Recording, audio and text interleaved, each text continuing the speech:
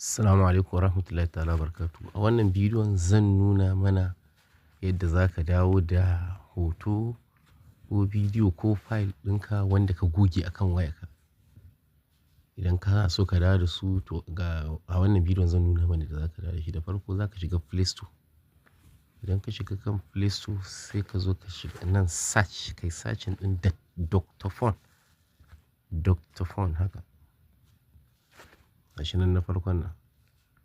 Idan ka ɗauko shi sai ka yi installing ɗin shi. Gashi nan. Yau batun ka ɗauko ka yi installing ɗin shi sai ka shiga nan inda aka sa open. Za ka jira ya buɗe. Agree ko allow. Da abu ɗaya ne. Zai nuno ma haka waye kuɗi kaza kaza sai ka zo nan inda aka sa X ɗin nan. Saboda na free za ka yi amfani da shi.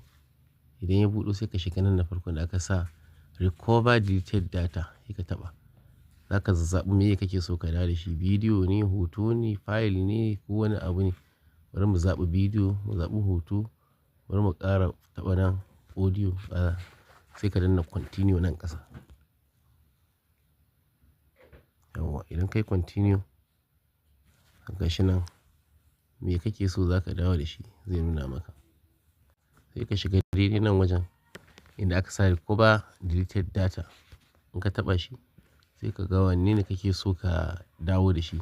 Hoto ne kake so ka dawo da shi ko bidiyo ko audio ko file. Bari mu gwada shiga nan inda aka sa hoto ɗin nan. Sai ka danna allow nan inda aka sa allow. Za ka ɗan jira shi.